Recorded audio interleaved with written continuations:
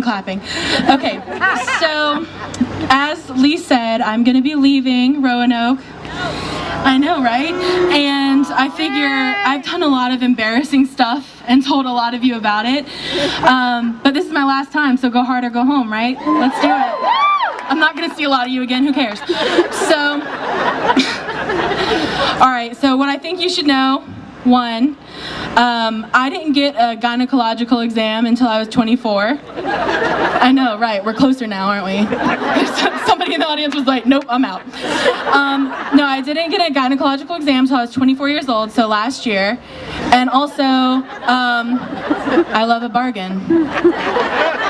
And I was telling my friend Erica, who was also my coworker at the time, because she mentioned, she's like, oh, I just don't want to go. And I was like, I've never been. You should try that.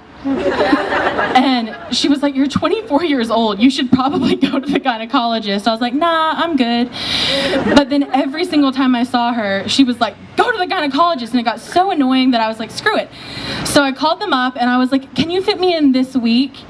And they were like, well, we can't, but, and I'm not going to say their names because I'm not trying to get sued, but they were like, we have an intern class. And if you like are one of their patients, it's cheaper. I was like, hell yeah, sign me up. Hendrix with an X. Write it down. Right? I was so lit. Cheaper. So I walk in and I'm in the stirrups. I'm hating every minute of it. I'm like, you know what? I think if something's wrong with me down there, I should just go in peace. And they were like, do you want a full STD panel? I was like, yeah, because I'm never coming back. So just go ahead, knock it out, right? So they said, okay, well, a couple of those tests come back right away, so just wait here. And I was like, okay, I can do that.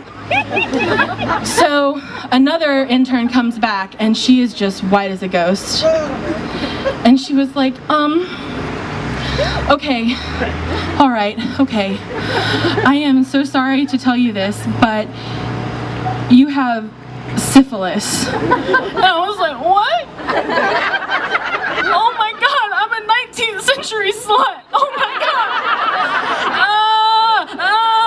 And like, just flashbacks of like 7th grade sex ed just come at me like, and I was like, oh my God. When syphilis goes to your brain, it makes you act erratically. And if you knew me, that makes so much sense. I was like, is this right here? Is that a syphilitic sore? And she comes to look and she's like, that's a zit.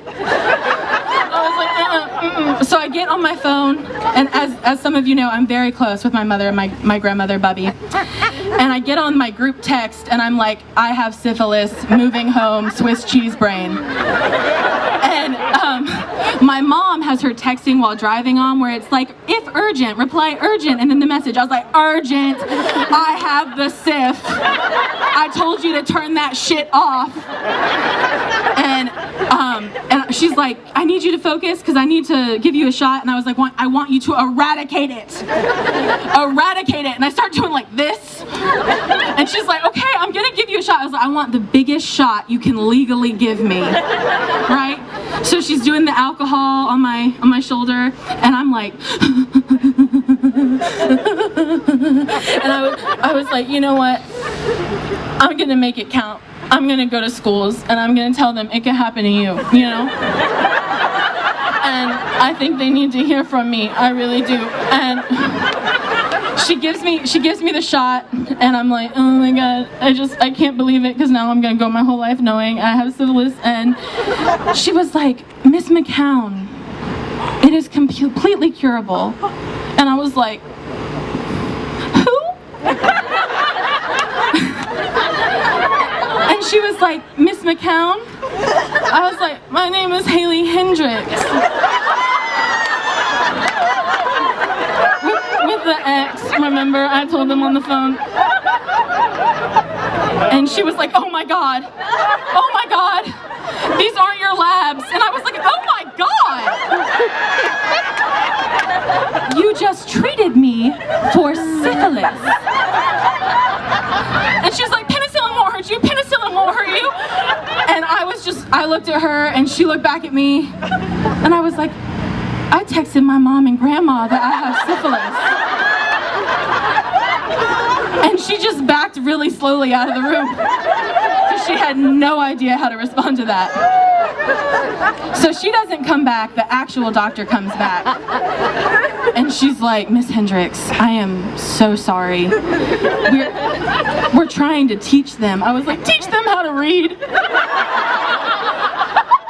Go get my test, see if I have it too. Apparently it's going around the note. She was like, actually, the syphilis test doesn't come back right away, but you're free, you don't have HIV or anything. I was like, okay. So I get up to leave, I'm at the receptionist, and I'm like, she's clearly been briefed about me. Because I come in hot. I was like, I'm not like paying for this.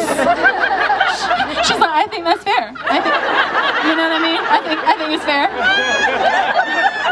So I get out of there, and I look at my phone where I've texted my mom and grandma that I have syphilis, and Bubby replied, no you don't. No follow-up call, no like, what's going on actually? Just no you don't. And out of sheer spite, I wanted to be like, yes I do. But I'm not gonna be the bitch that cried syphilis, you know what I'm saying? So I get back to work, I am so angry. Like, I don't even know what to do with my emotions. I've just been on a roller coaster, and I'm in my office, and Erica rounds the corner whistling. She's like, hey, how was the gynecologist? And I was like, you bitch. Right? I tell her what happened, and she's like, well, whoever would have thought you'd go to the discount vagina doctor? I was like, excuse me for trying to mold young minds, you know, trying to make the world a better place. So for a long time, I did not think that story was funny at all, but a couple months ago, I was talking to my friend who's actually a sex ed teacher, and she was like, I just want to make these students understand what it feels like to be diagnosed with an STD. And I was like, yeah, been there.